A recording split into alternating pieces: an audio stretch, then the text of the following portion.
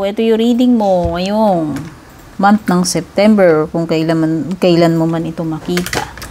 Yan, Sun, Moon, Rising, yung mga cross-watchers. Maraming salamat sa mga nag-avail ng subscription, membership, sa mga laging sumusubaybay, sumusuporta sa aking page or channel. At sa mga bago dito, hello and welcome. Salamat sa pag-drop by. Don't forget to like, follow, or subscribe. Regarding mga personal readings, yung mga balak mag-book, mag-inquire, dumiretso kayo sa aking FB page. Balak nyong mag-avail ng reading, PM lang kayo doon. Salamat din sa mga nag-avail ng mga personal readings natin. Ayan. Okay. Latag na natin muna yung mga cards mo, no?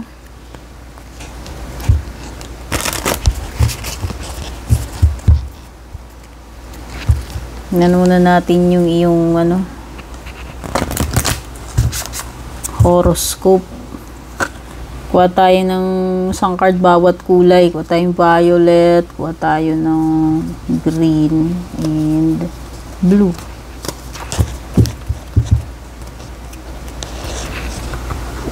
So, lumitaw dito, merong Aries energy, meron kang 7th house, at saka Neptune.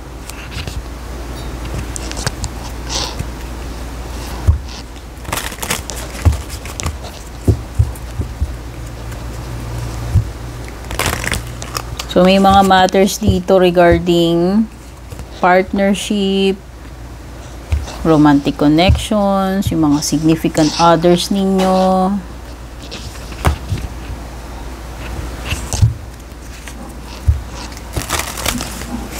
Kuha rin tayo ng lucky card or good stuff. Ito yung card na ito. Kung ano man lalabas dito, ito yung good stuff para sa'yo. Number 66, revisit. Revisit. May something na manunumbalik or binabalik-balikan. Ayan. Pwedeng galing sa past yan. Encounter with a person from the past or a recurring na sitwasyon na nangyari na sa past. Flattery. Uy, may Gemini energy. May Gemini energy. Oo, sa tingin ko parang meron ditong mahirap i-resist yung kanyang charm. Magaling siyang bumoka. Matatamis yung kanyang mga salita. Ayan, no, flattery. Tinatry kanyang i-impress sa kanyang words. Kung ikaw yung nakikipag-deal dito, pwedeng si Gemini yan. Kuha tayong isang card ng kung anong paparating sa'yo. Meron kang eye. Kuha tayong dalawang tarot cards.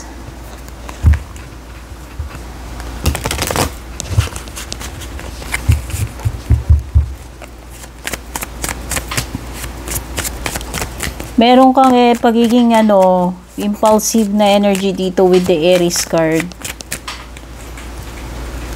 Something na pwedeng nabigla lang. Merong Libra energy, may Taurus energy din na lumitaw. Mamaya natin pag-uusapan lahat to, ilatag ko lang muna lahat. Okay, nakikita ko merong ding mga bagong possibilities sa iyo. Ayan, maging open ka with the insight card.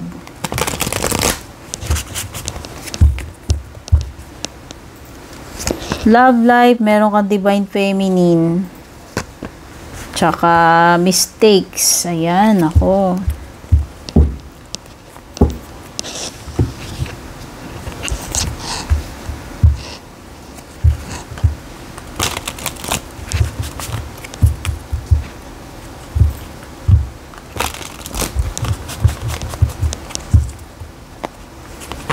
Closing messages mo, meron kang freedom.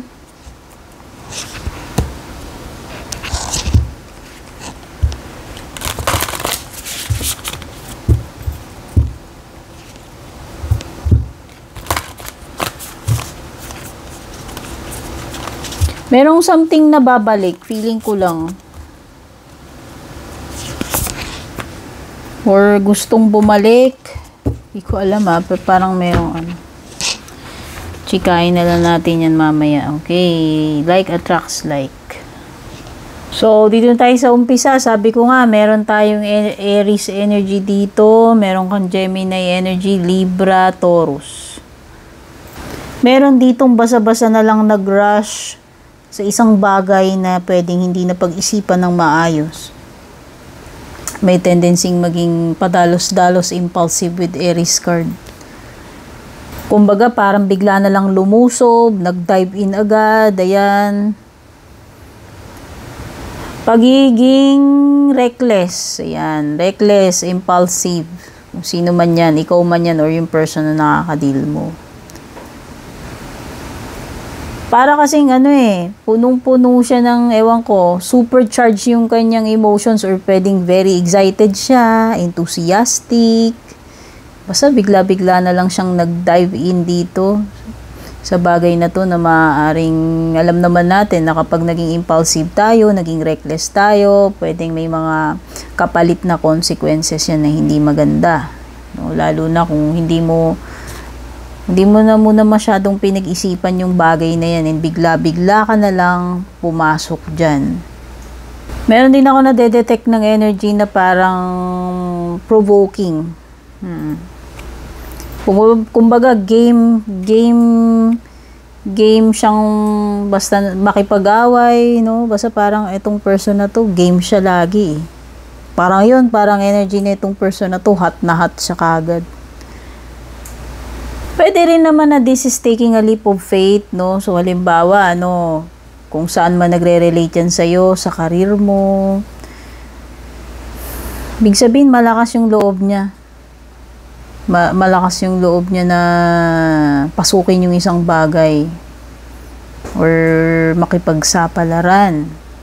Siguro, kung advice yan, iwasan mo na lang siguro basta magpadala sa emotions mo or maging reckless or impulsive. Sabi ko nga, mas maganda na pag-isipan mo muna kaysa yung mag-dive in ka na lang agad-agad, pasukin yung isang bagay na maaaring may mga consequences later. Pagdating sa mga connections mo, ayan, eto, 7th house at saka dito sa love life mo. Pag gano'n na lang natin sila. Siguro may mga bagay dito na mabibigla ka. Pwedeng may mga mabitiwan na salita na later on pagsisisihan mo, bakit mo sinabi kay jowa yun, or bakit niya sinabi sa yun, bakit niya ginawa yun. Pagiging reckless and impulsive nga. So, yan, pagdating sa love life mo, may mga tendencies dito na magkamali ka. Okay, ayan may mga mistakes dito May mga mistakes whether ikaw yan, yung person mo, pagiging reckless, pagiging impulsive ninyo, kung sino man sa inyo. So, may mga bagay na pagsisisihan later on na parang hindi, kung gusto bawiin, pero nagawa na, tapos na nangyari na. Hindi na mabawi, okay? Meron nga rin pala ako na-detect na competition dito. So, yung iba, pwedeng may nagpo-post na threat sa inyo pagdating sa relationship nyo or sa career, sa negosyo, kasi parang merong threat or competition. So, hindi lang sa career mo, pwede rin sa love life mo may ganong threat wherein parang merong potential na kalaban ka. Parang may hostile energy din ako na nafe-feel. Sabi ko nga parang kanina energy ng game siya Game na makipag-away. Yan. Palaban energy and hostile energy. Nadedetect ko kanina dito. At saka parang may energy nga talaga ng fighting. Hindi lang, pwedeng sa love life Parang hatred, fighting.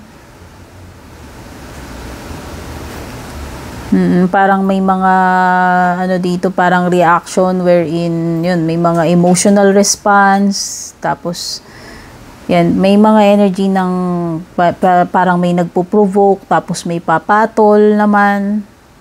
Basta, may malinaw dito sa love life mo, tsaka dito sa taas na parang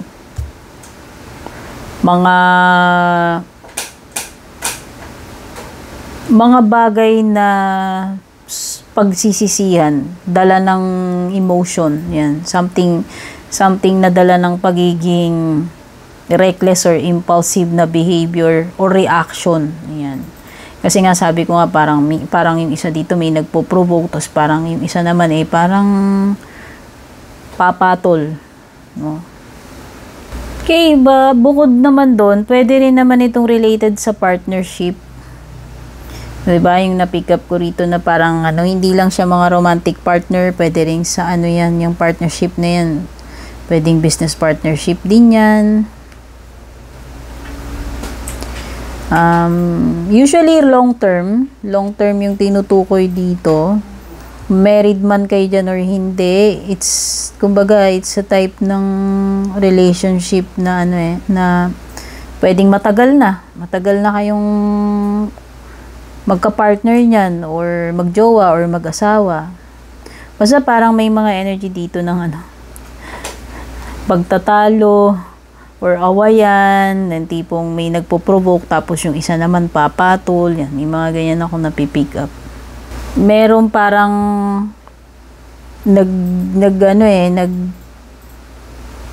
nagbibilangan ng mga diferensya or mga pagkakamali. Yan, parang lumilitaw din yan, no, yung mistakes mo dito sa relationship mo, sa love life mo. So yan, pwedeng isang issue dito nagtuturuan kayo or nagbibilangan kayo ng mga atraso or pagkakamali sa isa't isa. Kaya siguro lalong yun yung parang nakaka-trigger or nagpapa-worsen pa nung sitwasyon. Pero whether you like it or not, makakasama mo tong person na to ng matagal. Yun yung napipick up kong energy dito sa partnership. So, it's a matter ng kung paano nyo i-deal with yung mga differences ninyo pareho. Instead na magbilangan kayo ng mga atraso ninyo, ayan. Meron ding tinutukoy dito something about deception, fantasies or illusions. Pag sinabi nating illusion, pwedeng walang kasiguraduhan yun pwedeng umaasa lang tayo kahit hindi tayo sure, ini-imagine lang natin, yun yung parang nagde-daydream ka lang. Kumbaga parang naniniwala ka sa fairies kahit hindi mo naman talaga alam kung merong fairies, no? Fairy tale, kumbaga sa relationship yun, naniniwala ka na merong happily ever after, merong Prince Charming. Pero para kasing may binabanggit din dito na perfect na partnership. So kumbaga pwedeng ito yung someone who is compatible mo talaga siya. Kung sino man yung person na yan. Romantic man yan, hindi ibig sabihin compatible kayo na magsama nitong person na to or magkasundo kayo. O maybe magkasundo kayo, marami kayong things in common, kaya siguro magkasundo kayo niyan. Basta meron ako na-detect na union, ayan. Union, pagsasama, whether romantic yang hindi, merong partnership. Pero yun nga, wina-warn ka nitong Neptune card na to, whether dapat ma-discern mo which is reality and which is yung illusion pagdating dito sa sitwasyon mo. So, dapat ma-discern mo, no, na ito ba realistic or lang, too good to be true, illusion lang. Kumbaga, kailangan magpakatotoo sa sarili. Yan, pwedeng yun yung tinutukoy dyan. Okay, ito naman card mo, feeling ko lang dito, you will gain insight about something. Pero, meron din akong nadedetect dito sa card mo na to na Hindi ko alam, parang magkakaroon ka ng pagkamulat na biglang umulan na malakas, guys. Yung mahihimasmasan ka sa katotohanan, ayan, yung parang madidiscern mo, yun nga yung sinasabi ko kanina dito eh. Parang malalaman mo na, madidiscover mo alin yung fantasy sa reality. Virgo. So, nakikita ko dito ay parang ano,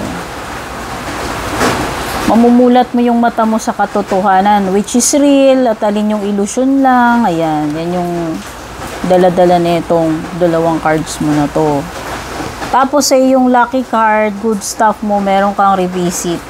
Okay, may mga bagay dito na binabanggit tungkol sa home life mo, yan, sa family mo, specific sa mga loved ones sa family. Ano yung mga dapat mabigyan ng kaliwanagan? Okay, so meron talagang something na marireveal na sa'yo na ano yung totoo sa hindi totoo. Yan, yung fantasy versus reality na mga binabanggit ko dito. May mga issues ka na dapat kaharapin. Kumbaga, maging real, harapin mo yung katotohanan, kumbaga, ito yung reality. Huwag kang mabuhay doon sa fantasy world, parang ito yung Virgo na kailangan mong i-deal with or kaharapin. Okay, merong ano dito may mga dapat balikan, ayan. May mga dapat balikan, i-reassess.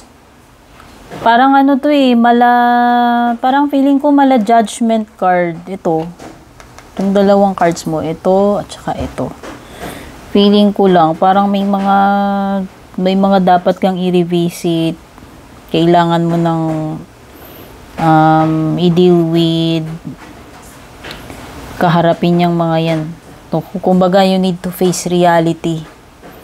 Huwag mo nang i-escape yung reality ng kung ano mang mga too good to be true, illusions or fantasies. So, yun nga sabi ko dito parang ka ng insight ng ng mamumulat kay. Healing, possible din, dala-dala nitong number 66 card. Yan, by the way, pwedeng lucky number mo yan. May panibagong pag-asa, possible din ang healing. At saka yung closure, magkakaroon na ng closure kung ano man yung mga kailangan ng closure sa buhay mo, may pag-move forward. At saka ang pinakamagandang dala nito, number 6, is happier or better times ahead, which is parang 6 of Swords energy. Oo, yun din yung parang nadedetect ko kanina So, yan. Sabihin na natin may mga happy times na paparating sa'yo ngayong September and healing, closure, mga magandang pagbabago. Okay, may mga bagay dito na madadaan sa usapan.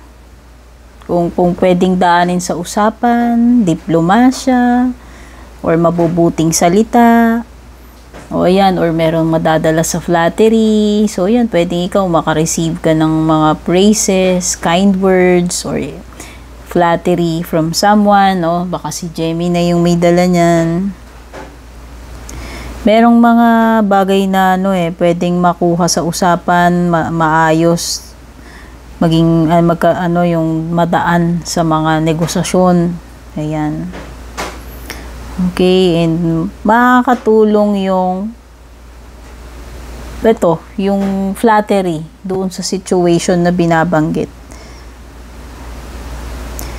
Okay, kung person to or relationship, pwedeng may kinalaman ito sa yung person na magaling mambola.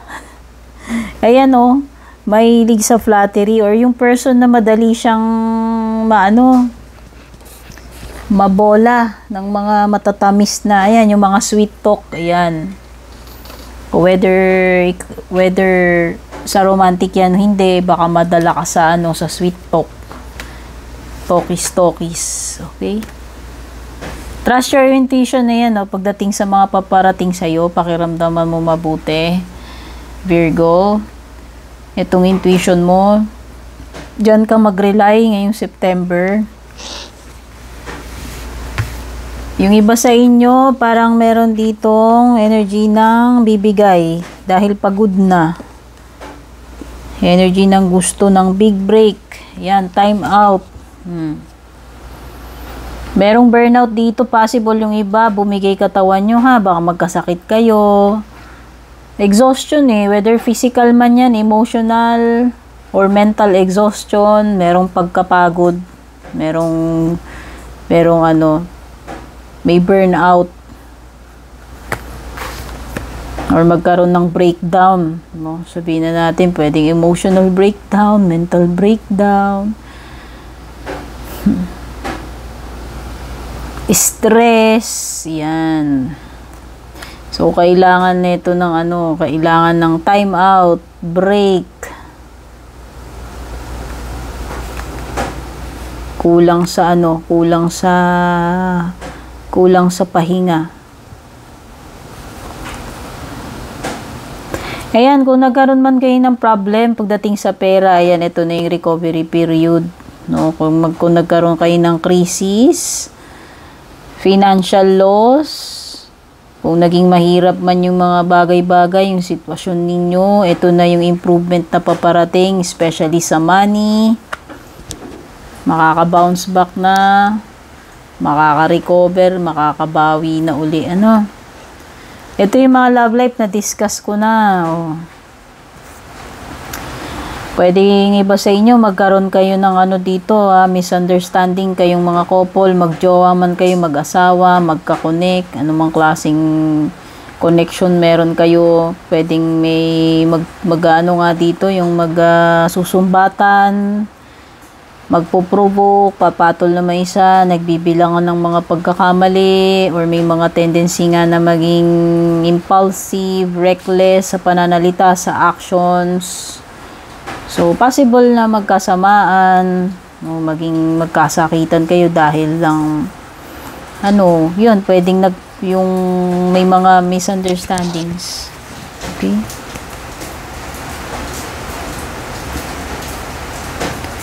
Pagdating sa mga closing messages mo, meron ka ditong freedom, look for patterns and habits that are holding you back, release the ones that bind you. Freeing your mind from negativity will bring in a higher vibration of love and calm. Bathe in this light of goodness and you will soon release all that is not serving you, Virgo. Your affirmation is, I am free. Freedom. Ngayong September, Virgo, ito sa maaari mong ma-achieve para sa sarili mo. Yun kung magkakaroon ka ng strength to release kung ano yung mga dapat mo nang i-release.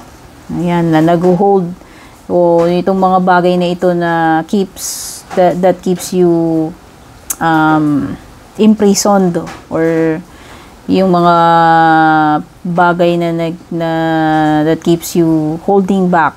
Ayan, i-release mo na ito, yung mga bagay na ito, ano man ito, persons man yan, connections man yan, mga bagay na kailangan mo nang i-release. Kasi ito yung nagtatali sa iyo Ayan binabanggit din dito about your mindset. I-release mo na lahat ng mga negativity na yan para mapalitan ito ng mga higher vibration energy kagaya ng love and pagiging calm at peace. Yan. Release all the negatives, mapatao man yan or hindi. Kaya nga ayan, yung freedom, maaari mong ma-achieve. Kung ma-release mo yung mga dapat mong i-release, you are free. Pag nagawa mo yan. At last card mo, like attracts like. If you long for more love, be more loving. Remember kung ano yung mga iniisip natin, di ba, na-attract natin. And usually, kung ano rin tayong klaseng vibration tayo, anong energy natin, yun din yung madalas na na-attract sa atin. Diba? Like attracts like nga. Kaya importante, kung ano yung gusto mong ma-attract, dapat yun yung i-project mo na energy, yun yung dapat maging ganun ka. Kung gusto mo positive things na paparating sa'yo, or love, hindi hatred, abundance, respect, yan. Positivity, hindi negativity. Dapat yun yung i-practice mo or i-manifest mo, isipin mo, hindi yung mga negatives, okay? So, ayan. Sana makatulong sa itong reading na to, Virgo. Take care, babush.